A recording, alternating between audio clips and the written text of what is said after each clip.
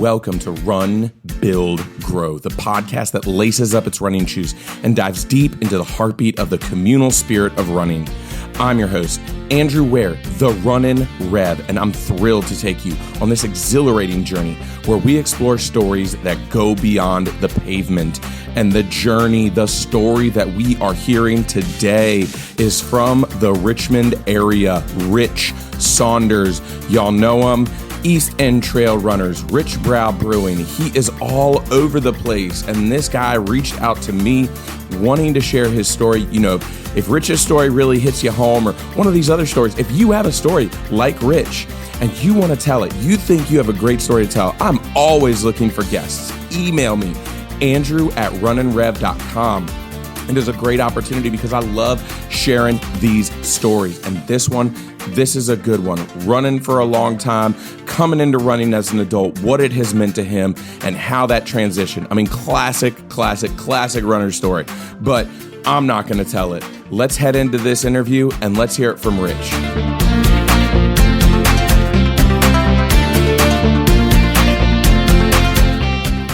All right, welcome in everybody. Today I'm joined from the east side. We've got Rich Saunders on, and so I'm glad to welcome Rich in. Rich, how you doing today? Hey, Andrew. It's great to be here. Thanks for having me. I appreciate you responding to me, reaching out.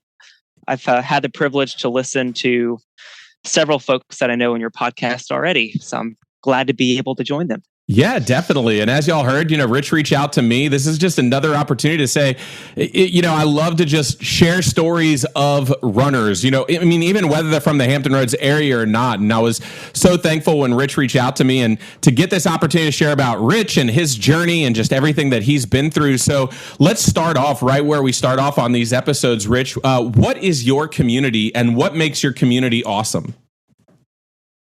Sure. Yeah. And it's evolved a lot. I've been running since I was 12 years old and I'm now 36. But my current running community are the folks that I get a privilege to run with the most. There's two groups, both kind of based out of the Churchill area.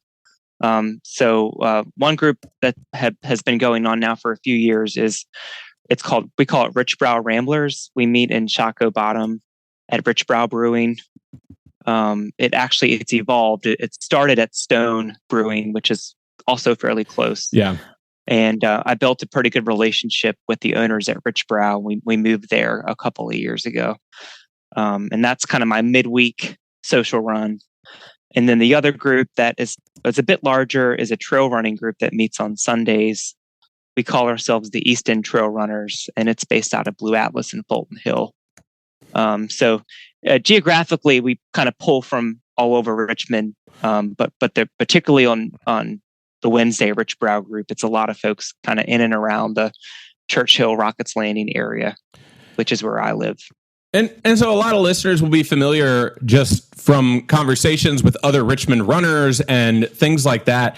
And so as you've been a part of this Richmond running scene for a little bit now, what has it been like for you in both starting and participating in these groups, in these clubs, in these areas? Yeah, for me, it always kind of motivates me to see people and be able to catch up during the week. I am someone that I enjoy running solo sometimes. I like to reflect, but I like some variety. And so, the Wednesday midweek run group, it's always a great way to break up the weekend just to see people and catch up on what's going on. The Sunday group too, it's just like a nice time to go play in the woods with friends. And it's a very social place. We catch up every mile or two and just keep it fun. As I've evolved, I used to need groups more to motivate me to train for something. And I know we still have a lot of great training programs, a big one being the Sports Backers program for MTT. I've needed that motivation to be able to execute workouts.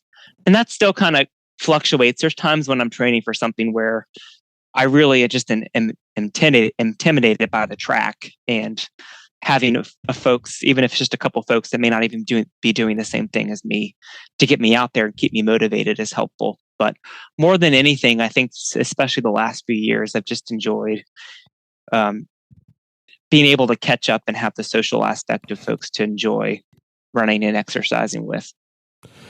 Yeah, and I think we've seen this much more present onset of where groups there's the fun that is in racing, but it has come to embody more about the community, more about gathering together. And so you talk about being a part of MTT and all those training teams and everything like that, but then coming now where you're experiencing more of the communal aspect where you want to get together and do things together, whether it's running from a brewery, doing trail runs. So what has your journey looked like as you've maybe not transitioned away, but come into this new sphere where this new running boom is more about community. It's more about getting together. It's more about having fun. And so what was the transition for you coming into that? Yeah, well, to give you a little bit of like the history of my running. Yeah, definitely. Kind of my motivation behind groups has evolved as I've changed with my running. So you interviewed Candace for a previous episode, and we went to the same high school in Caroline. And she talked about visiting the farm on the podcast. I didn't grow up on a farm, but we can relate in that we came from kind of a small place. So me and my sister both ran cross country at our high school. Okay. And that was kind of the first community that I had in running at the time. And a lot of us folks in cross country were close on and off the course. We were hanging out outside of high school, and I really kind of built my identity, I think, in running from that younger age. And that translated into college, where I ran at least my freshman year on the cross country program. I really I enjoyed the group focus then. I didn't do as well my freshman year as I'd hoped. I ended up with some injuries, but I ended up actually forming East Carolina's first club cross country team with a few other folks that I met at a leadership conference. So I guess I've been creating running groups for a long time. That was back in 2007 that we created that running group that I think is still there today. I ended up transferring to VCU, which is in Richmond and where I live today. And during that time, that was when I was more competitive, I would say, with running than what I am today. I worked at a specialty running store that was in Midlothian called Runner Bills.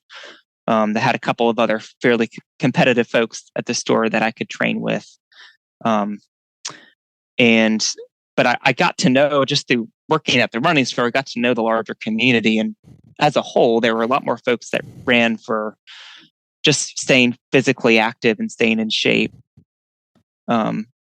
there than the folks that were necessarily super competitive like me. But I ended up graduating from VCU. I moved to DC for grad school, and I was in a very competitive group there called Capital Area Runners. If you've ever done Richmond Marathon, you probably see a lot of the folks that have the red singlet up from DC, and that was a very structured. They met 3 days a week. They had intervals on one day, tempo runs another day, long runs on the weekend. And I had some of my best success in running times and accomplishments during that time in graduate school. Unfortunately, kind of coming off that, trying to get more into marathons, I had a streak of, and I still do on and off, having some kind of overuse type injuries. And so I've kind of still was competitive for a while, and I still can be competitive at times today, but I really kind of, once I moved from DC for grad school to Williamsburg. So I've got some connections to the Hampton Roads area through that. I know Megan Scholes and Adam Oxtott, who both interviewed, that are in the Williamsburg area. I think Megan's now in Newport News. But really, that's kind of where I think I did a lot more social running, and that came to be more when I transitioned into living in Williamsburg and meeting some social groups that I still keep up with today. I was actually just in a conference in Williamsburg last week and was catching up with the Enterprisers group. Just anytime I'm just popping through Williamsburg, I'll make a special point to stop and see who from the Enterprisers is around and running, so I can run with them and reminisce about stuff. But so I was there for a few years, and I've now been in Richmond since 2016. And me and my partner, who have been together since 2018, when we first moved to Rockets Landing, as a way to meet people, we sought out a running group just to kind of meet folks that were in the area. So that's when we joined this Stone. There was a group that met at Stone Brewing, which is walking distance from Rockets Landing. And so that has evolved and has become what is now Richbrow. So the person that had formed Stone, the Stone running group, worked at Stone. He's since moved to Florida. And when he moved, I sort of took over the group. We were temporarily at Triple Crossing in Fulton, but I worked through my relationship with the owners at Richbrow. I worked at the city of Richmond and kind of met them through the permitting process and got to like the guys a lot. And that's right off of the Capitol Trail.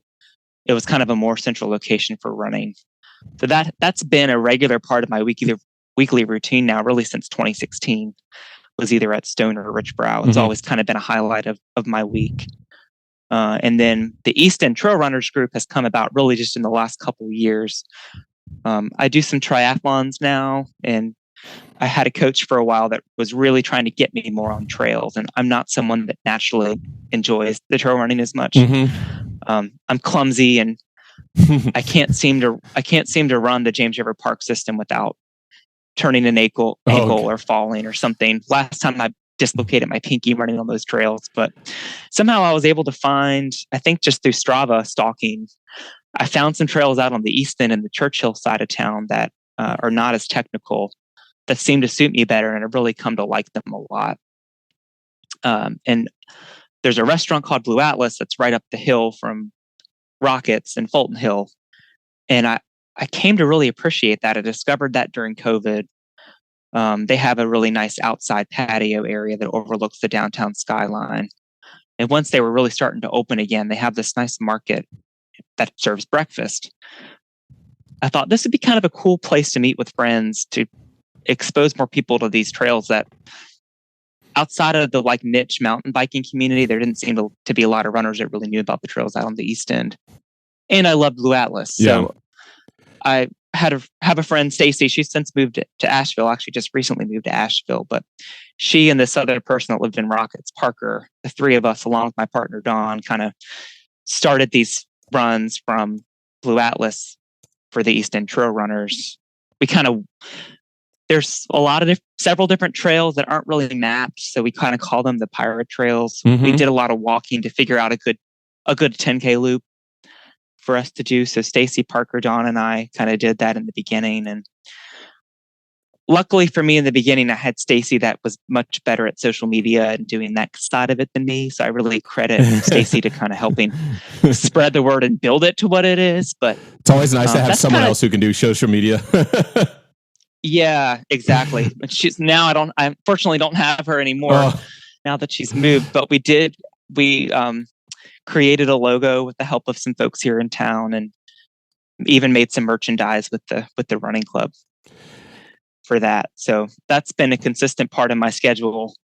We've got a few, I think it's hard for anyone to be able to commit to every week doing Sunday. So we have a lot of people that come, but most people probably come maybe once or twice a month. But we still get a steady stream usually of, I'd say, 10 to 20 people that come to the East End group.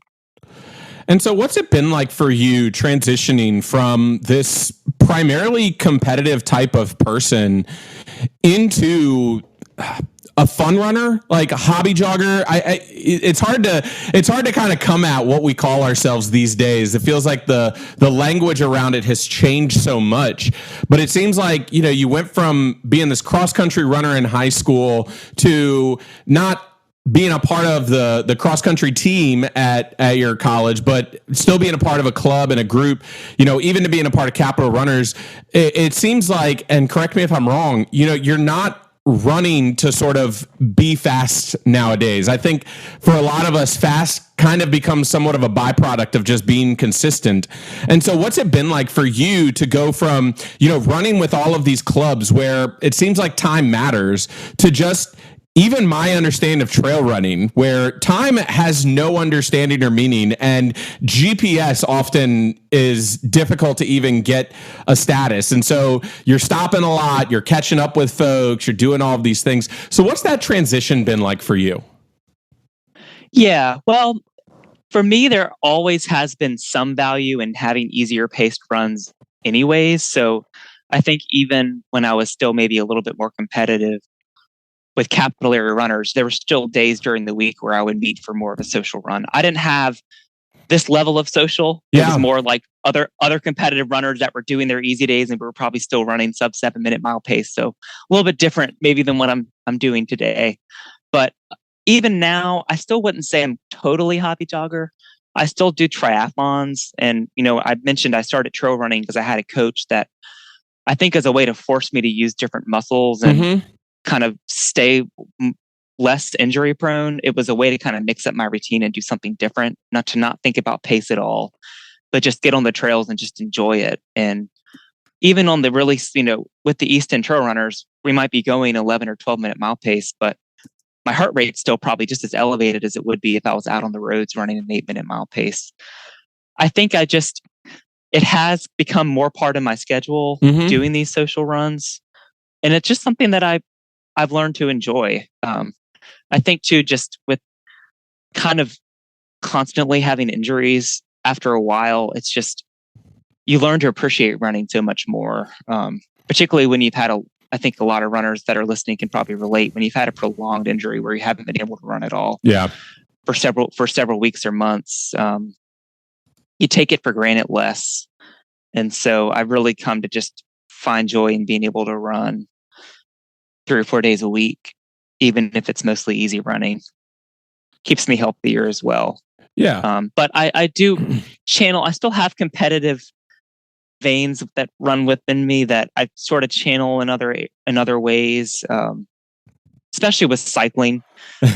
Those that follow me on Strava know that a lot of my time is spent cycling these days, and I feel like I can really be a little more aggressive with the cycling and not be as prone to injury with doing that. So I feel like you can never fully get rid of that competitive side. I still see it in myself too, but I think there's something sort of calming about doing it within community. And I love the perspective that you brought in from trail running, because when I ran with Race Team RVA, we would occasionally have monthly trail runs, and it's almost like it throws you off of where you think you need to be, because there is no rhyme or reason when you're running on trails. You can't get into a regular cadence. You don't have a regular stride length a lot of times. If you're a 9-10 minute runner on roads, sometimes that translates to like 11, 12, 13 minutes on trails, especially when you're running trail runs with a group. A lot of times it's not about, it's more about everybody finishing at the same time rather than trying to get through sort of this trail as quickly as possible. And so I definitely see a lot of things that kind of meet up and come together. And you talk about trail running as sort of a way to enjoy running more. And probably not in a way that you would say like lost a love for running, but what has it been like for you to maybe get out on those trails, to run with East End trail runners, to maybe rediscover the difference that it takes to run on trails? Well, and it's been something for me to somewhat learn too, to not always want to be super consistent and be obsessed with, like, even if it's not pace motivated, just feeling like I'm getting in a maximal effort. There was a period, I think, when we were first starting with East End, where I had kind of one main group that was kind of faster folks, quote unquote faster folks. And I just thought, in the way that my mind works, I'm like, I don't like having to stop as much. We were kind of going towards maybe a model where we split up the group into two like a kind of a little bit of a faster group, then we're maybe going more like sub 10-minute miles, and then kind of another group that was maybe an 11 to 12-minute mile pace. And I was really protecting the folks that were faster, because I thought maybe they wouldn't be as interested in coming if they had to keep stopping every mile and catch up. And then when I actually polled folks, they had no issue stopping. This was like a fun run for them, where it was all about community. And even if they may not get the same stimulus as they might exercise-wise from just one consistent run for the whole 10K, this was about having fun. It wasn't as much about the exercise stimulus or the numbers associated with it. So we've kind of morphed from, at one point, leaning more towards not necessarily being specifically pace specific, but splitting based on the fitness level of folks, to now really coming back, and everyone actually seems to be perfectly fine and happy with regrouping every mile or two and staying more more so as a group. And that's not to say that it doesn't still break up between stopping points, because there are folks that want to go a little bit faster. If there's a segment along the way that someone wants to try to see if they can run a fast time on, that does still happen. But I think going into it with the frame of mind of we're going to get in some exercise, but we're going to just have fun and enjoy each other's company. And that's really the benefit, is just enjoying being with folks out in nature and prioritizing that over just the fitness gains. And you talk about more of a byproduct. Yeah. And you talk about coming to a place where you enjoy. And I think that one of the things we as runners fear probably the most is losing that joy, losing that love for the sport. And so what are some ways that trail running, and how is that bled over into the other running that you do, into running, into triathlon? How, like, you say your coach was the one that encouraged you to do it, just to as a way to enjoy running more. So how have you noticed it bleed over into the rest of your sort of movement, activity, running sphere? Yeah. Again, I think it gives me something to look forward to during the week. It's harder for me during the week with my schedule, particularly in the winter months when I don't have a lot of sunlight and the times that I'm running, to try to get out to the trails to run. And so a majority of what I'm doing during the week is on roads. And even if it's a purposely slower run, I'm a lot more cognizant of the pace. Like I may be feeling bad and my watch is telling me that 8:30 is too fast of a pace for me. I'm just a lot more cognizant of the pace. Sundays pace is kind of thrown out the window, and I'm just really enjoying being out there and focusing more on what's in front of me on my feet, making sure I don't trip on something, or just appreciating being out in the woods.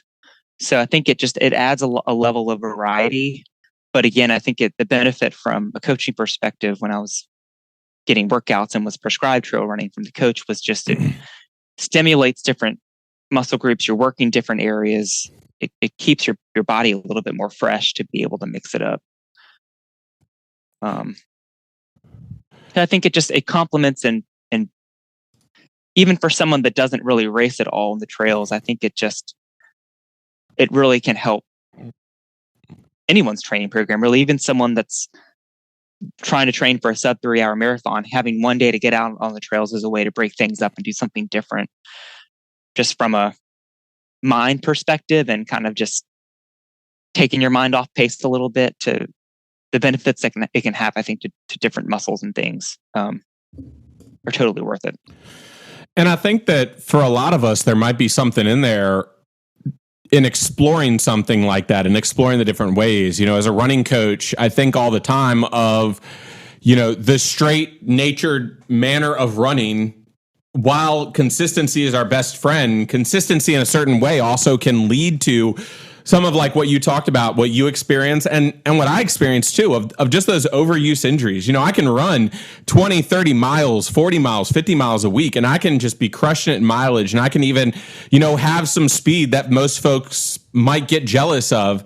But at the end of the day, I'm still sitting here, it's the end of July 2024, and it's because of overuse injuries. It's hard to sometimes string together a 15, 20 mile week. Whereas I have a lot of my friends who are, they're mixing the training up a little bit. They're putting different things in there. And so, you talk about this variety that you have, this variety in your running, right? Between solo and community runs, between road and trail, just all of these things. Can you think about, maybe just across your running journey, what's been the thing that has hindered that variety? Do you think that maybe there was something that you got into and you experienced it in a certain way? Because now it seems like you're getting into this variety and it's helping your running journey. For you, what was kind of the biggest barrier in terms of recognizing this variety? What sort of maybe that tip that you want to give other runners as they're maybe struggling with the same things that you're running with? I think for me, I think like a lot of runners, I tend to have more of a A-type personality when it comes to training, and I really like to see quantifiable times and results. Again, even if it's not a workout day and I'm doing easy, I like to know, I need to stay within the 8-minute to 8:30 pace range on this run to make sure I'm hitting my target for this specific day. If I'm triathlon training, the very specific workouts I'm supposed to do every day, which I think if you're numbers driven, like I tend to be, there's kind of a feeling of reward in seeing that you're executing a plan with a specific prescribed pace range. But I think that having that sort of everything being about numbers, especially in the age of having GPS watches, and it gives us a lot of useful data. But I think that there comes a time where there's a benefit to taking a step back, at least for one day during the week, where you're not so obsessed with the numbers and the paces and are just trying to really enjoy just being outside and appreciating being out on the trails or enjoying. And maybe it's not necessarily trail running. Maybe if you're specifically a runner, maybe it's a day where you're going out and just enjoying biking more. Like, you had Chris Mason on the podcast, which everybody knows, of course, but I think he's really, I've seen him post about how he's been just enjoying getting out on the bike. For him, it's not about hitting a particular number on the bike. It's just mixing things up and enjoying the outdoors. And that mentally and physically, I think you'll see kind of longer term benefits of, for me, it's having less of a mindset of like having to quantify everything that I do and being a little bit too obsessed with the numbers. And do you think that do you see within both Easton and Browrich this understanding that's kind of beginning to move in that direction? Yeah, I think so. I think with Rich Brow, not Browrich, Rich Brow. No worries. We do. I mean, it's mostly roads, but we do mix in some trails as well. But we really try to be, and maybe we haven't done as good of a job in the past, but we try to be like a group where people can feel comfortable no matter what the speed is. So trying to give folks an option of, if they just want to do a 3 mile, we'll try to stick together on a smaller loop so people can branch off if they want to come back to the brewery and do 3 instead of 5, and it kind of adapting what we do based on who's there. And we really don't ever really try to hit a certain pace with the group. It's just being comfortable with who is there. Yeah, definitely with Easton, like I said before, I think, and this was a lot my fault, was having less of an effort to try to protect people being there from just trying to get maybe an aerobic or fitness gain from the group, and seeing how fast we can finish the loop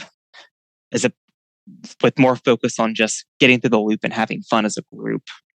And even if that means we're stopping every mile, and maybe our elapsed pace is 10 to 15 or even 20 minutes, but being able to finish together and just enjoy the company of everyone there.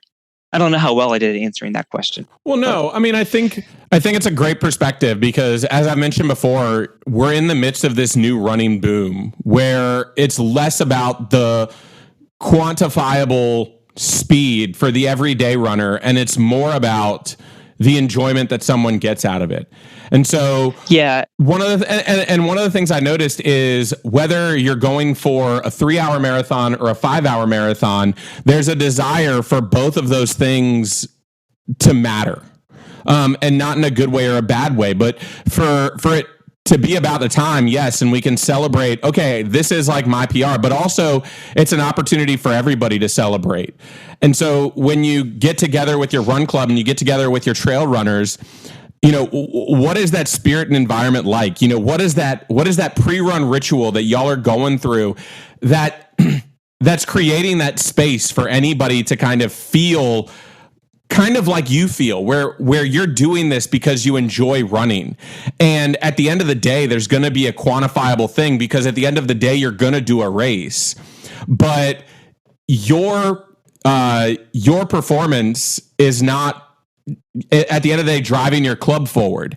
It's the fun that you guys are having together. And so what's that been like for you in both of these situations? Yeah, I mean, it's been rewarding and nice to meet so many different folks through the communities of each of the run groups. I would say like during the week, it's just kind of like it's after work and just getting there and meeting before the run to catch up about what's going on in our week is just always kind of refreshing. And we often will have a new face that's come out and we'll introduce them to the rest of the group. I always set a particular route. I'm someone that doesn't like doing the same route over and over again. So I have like 10 different routes that we kind of run through. So we kind of meet up, discuss like what route we're going on. Sometimes there's someone that might disagree and not like the route that I've selected. So that's always subject to be changed if someone would rather go in a different direction, or if it's wet, if I've had a trail route, maybe we'll switch it up and do something different. That's kind of a different vibe. On the weekends, on the Sunday trail running group, it's like people have had the weekend to enjoy. This time of year, most folks, a lot of the folks at least, are doing MTT. Yeah. So this is like their day to just kind of enjoy. They've had their long run maybe on Saturday and are coming out as a Sunday, a kind of recovery day. It's a lot more chill. We got all the time in the world usually in the morning, so we take our time. We usually don't leave until 5 or 10 minutes after the posted time to make sure everyone's there. And then kind of mid-run, I don't know if you've seen pictures, but it's kind of a joke is that there's a random toilet that's out in the middle of the woods. We don't know how it got there, but that's like our picture spot. So we always stop and pose at the toilet to take a picture. And if it's a new person, we ask that they actually sit or squat over the toilet to kind of as their initiation exercise and to be the centerfold of the picture. So we've got just it's kind of fun to look back at the collection of photos, especially in the different seasons, whether there's a lot of vegetation out or if it's during the winter when there's no leaves on the trees, and just to see at all different times of the year, folks gathered around the toilet in the middle of the woods. So I think, again, the Wednesday is kind of like, it's a nice break to the middle of the week and kind of just regroup and catch up on stuff, whereas Saturday or Sundays rather just kind of a more relaxed, a lot of time to kind of gather together, enjoy the run. Then we come back and most of us stick around and have breakfast after, kind of a situation. And so what's it meant like for your relationship with the Richmond running community overall? To be a part of, to lead, and to have fun in both of these groups? Because I have to imagine it's, you still are in the Richmond running scene. You still are doing these groups in Richmond, and so you have some connectivity to just the greater scene. What's that meant for you, for your relationship with Richmond running?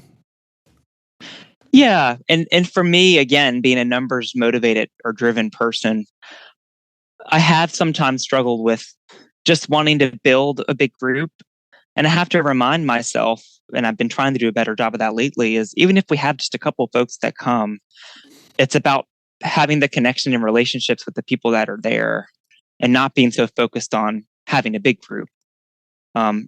It's been rewarding, to meet a lot of people and hear that people really enjoy and look forward to the groups. For me, I think when I initially took over the Richbrow group, but there really wasn't any groups that I had ever led. So at the time, back in, I guess, 2019 or 2020, it's probably 2020 around COVID when I took it over from John that had moved to Florida.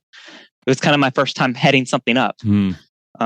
So it's been nice for me to grow too, and in leadership, and to sort of realize what's important and valuable to me is leading a group.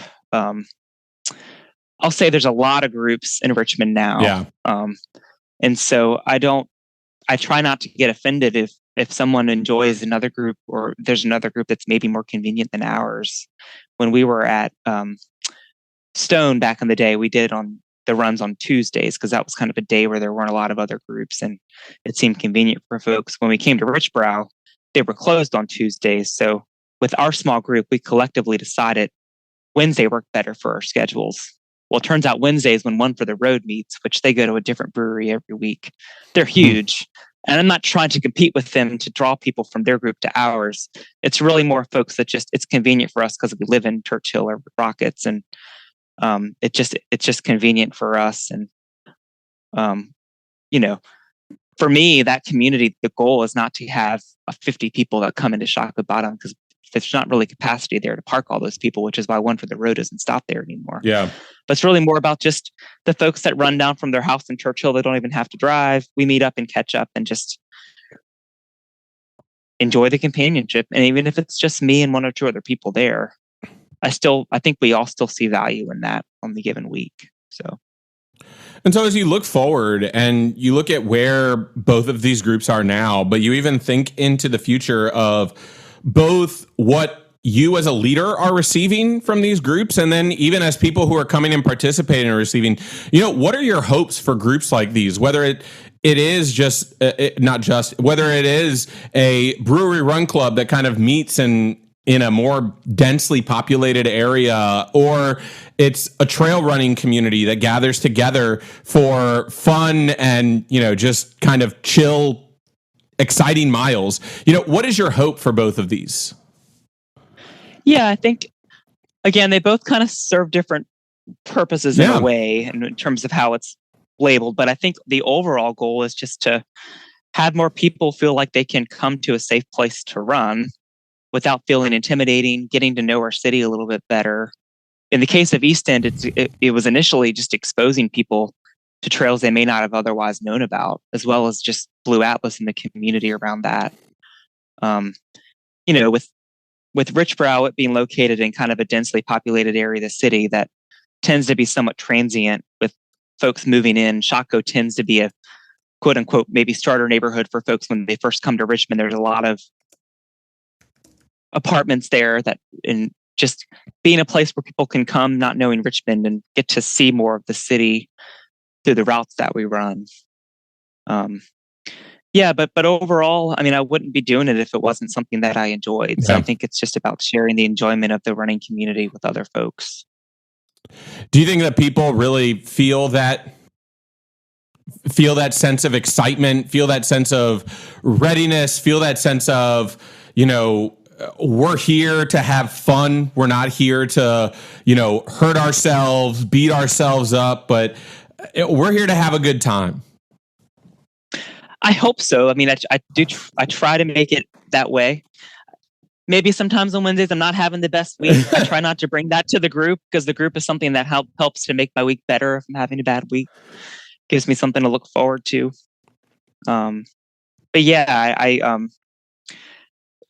Neither of these cases are, and there's a place for competitiveness, but these groups are more about fun. So I do think that that's what I'm at least trying to aim for in both the groups. Yeah. Well, and I think, I guess one more, I just keep on thinking of questions here, but, you talk about it being fun, and you talk about kind of you didn't kind of label it as a transition, but this movement from, trying to make everything about numbers, about competing, all of this stuff, to more of this mindset of trying to make it fun and in the enjoyment, kind of seeing things happen. And so what does it look like for you to just kind of make fun, not in a bad way, to make it fun for folks, and you talk about, there's no way that I can't bring, my long, arduous days into Run Club. And sometimes when I have my worst Tuesdays, I walk into Run Club and people are like, boy, you better get out of that funk, because we're here to have fun. But what's that been like for you to kind of rediscover that fun? And then what's it been like for you to help others discover that funness as well? Yeah, I think just, again, having gone through the injuries that I've gone through and come to see running as something a little bit different. It's something that I want in my life, regardless of whether or not I'm running a 16-minute 5K or jogging a 24-minute 5K, whatever it may be.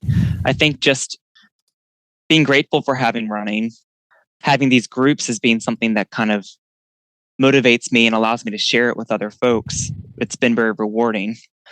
And then, I think just seeing the other relationships that get built through the running community at the groups has been rewarding for me. I sometimes I'll be running and listening to the conversations that folks are having, and just being able to catch up and share about stuff and make and build new relationships through it. That's one of the most rewarding things for me, is just the connections that it's made. And, for some folks, this is where their first community might be when they move to Richmond, is through a smaller running group and somewhere that's approachable, that they feel like they can be themselves and enjoy and learn from other folks. So, but for me, it's just me personally, it's just me appreciating being able to run and to share that appreciation with other folks. And I think the authenticity that a lot of that brings as well. One of the things I've noticed in leading is, leading from a place where a lot of times people see, your PRs and your times, and there's an intimidation factor there. But, then maybe once you lead, it's like, all right, well, who's running, who wants to run a few miles? And they're like, oh, I don't want to run at your pace. I'm like, no. I'm going to run at your pace. Because in a lot of ways, I think that's, and like you said earlier, it's like, we tell folks, I want to do this because I enjoy spending time in these sorts of environments. I can get any sort of, qualitative workout I need to get where I need to hit certain times or anything like that. And so, it seems like you found a place where you can put aside, for even if it's just a little while, that competitive nature, and you still have outlets for that competitive nature to play itself out, but to, like you said, allow it to not be the driving factor of what's bringing everybody together. Yeah, exactly. Yeah. I mean, to me, I view it as first the relationships and conversations. The actual running part's kind of secondary, but the end result after having the conversations and running together is, well, I did just get in a nice little 30 or 45 minute jog. I feel better. Physically, it was good for me, but mentally, I feel so much better than I felt before. Mm-hmm. And, nothing's better than just getting a run in. Doesn't matter what pace, doesn't matter, sometimes even matter who it's with. It's just, any miles are good miles, except, the ones that cause injuries. Then maybe those ones we could get rid of. Exactly. So, Rich, let's hit these end of podcast questions before we hop off today. What is your favorite distance to run? To run in a race or just to run in general? I leave it open-ended. I think a lot of people interpret it as a race, but if you I know a lot of folks who also, they just love to go out for a 4-mile run, and that's what they prefer. So, it doesn't sound like you're doing a ton of racing, but what's your favorite distance? If you're just going out on a run, what are you looking to do? I can answer both. So okay. I think now I would say that for race wise, I would just do the standard 5K. It's very painful, but it's over pretty quick and you recover quickly from it. 10K is just doubly difficult. Not just the mileage, but man, you're in pain for a lot longer. Yeah.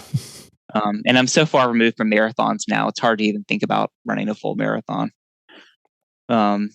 Just doing a general run, I think kind of like a go-to distance for me is 5. If I don't think and I just go out and run, I kind of default to doing 5 miles, sometimes 6, but 5 is kind of like my bread and butter normal distance. What is your favorite thing to eat post-run? Just what are you grabbing? What are you going for? What are you looking for? Well, at Blue Atlas, my favorite dish is the avocado toast. Okay. There's a lot of places that make it good, but avocado toast with a sunny side up egg over top is very good at Blue Atlas. So I'll go with that. Nice. And lastly, Rich, can you give listeners a reason to join their local run club or group? Makes you feel better. You'll definitely feel better after going to the group, and it'll make you want to come back the next week. Succinct and to the point. Love it. Thank you so much, Rich, for joining. Listeners, I'll have some of Rich's information as well as information to connect with East End Trail as well as Rich Brow in the podcast notes. If you're from the Richmond area, it sounds like these are two places that might offer a lot of fun. And so hopefully you find yourselves there at some point in time. Rich, thanks for joining. Appreciate you having me, Andrew. It's been fun. Thanks. Yep.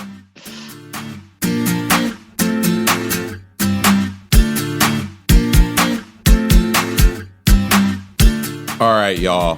here is what I love about community. That was such an amazing example, because look at how the journey plays out. We see and we hear from Rich dealing with all those injuries. Man, I feel you. I am in that cycle right now. But also to change things up, to do things differently, but to also not have it always be the focus on you. You can have your own goals while still bringing this joy, this love for something that you love to the community. And you can notice your own growth in it, right? When we take that pressure off of ourselves to always feel like we have to perform, and we establish ourselves in the community, there's something that happens there. And so you see it here in Rich's story, how great of a connection it is for him to be a part of all of the groups he's a part of, to continue to take part and to enjoy these things. And you see that Rich still has his speed side where he enjoys competing. He's enjoying doing triathlons. He's enjoying doing all these things, but it continues to connect him back into that love for running. And just like you heard, go try some trails, rediscover that love, because it's without that love for running can fall away and we can lose it. And what a great testament it is to kind of hear a story like Rich's and to hear how he was able to come back in and how community helped him to do that. And so I really love this story. Again, like I said at the top, if you have a story to share, I'm always looking for great stories, friends. I've got guests lined up. I do, I promise. I'm not in a need for guests, and don't hear that as don't email me, but I am always looking for great stories to share. And so let me know if you want to be a guest on this podcast, if you have a great story to share, because alongside all these other stories that I am telling, there is plenty of room for all of us to share these stories, because community is what helps us to grow stronger. So make sure, if you want to be a guest, email me, andrew@runninrev.com. And there's so many ways that you can help to support this work. And I know I do this every week, these call to actions, these things, but seriously, y'all, help support, because continuing to put this stuff out here brings so much joy, and I want to make sure I can continue to do that. So make sure that you're following on your favorite podcasting app, whatever it might be. Go to runbuildgrow.com if you are looking for one. While you're online, head over to Apple Podcasts, head on over to Spotify, leave a rating and review. Again, I will read your rating and reviews in the outros of all of these episodes. In fact, you may be wondering, yes, I said that because I have two. I have an Apple review on here from jhearts123, John Hartzell. Y'all have heard him, you love him. He is amazing, so supportive and great.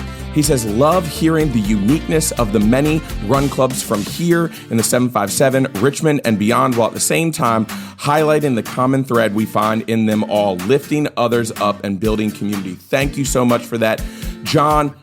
What an amazing review. If you want yours read, go and leave one on Apple Podcasts. You can also now comment on Spotify on the episode. Just leave a comment like my buddy Chris, Dat Frenchie. Love the consistency, history, and community of this podcast. And this one, like all others, delivers. There's so much amongst us that is all the same, and that is what makes us different, but we share the journey. Dig this so much. And that is from the episode last week with Raz. What an amazing episode it was. And I mean, while you're at it, while you're leaving those rating and reviews, make sure to share that podcast with others to help make sure that it's getting spread far beyond just even where you are. And lastly, the plug that I know sometimes is the hardest is I'd love it if you'd help to support me. We have Substack over there. You can go become a paid member of my Substack, the RunninRev Run Club. If you aren't on there, if you don't want to become a paid member, at least become a free member. There's a lot of awesome content that I'm putting out over there, as well as updates on the podcast. But if you want to become a paid member, $50 a year, $5 a month, it doesn't matter what it is. It's there for you. And then there's also a link in the notes below. Buy me a coffee, help to support me, drop a one-time tip if you love this podcast. Friends, I love this so much. I love bringing it to you. I ask for your support to help me make sure I keep this thing going, but it is always about community. It's all about y'all, and it's about keeping this going. And so friends, make every mile count.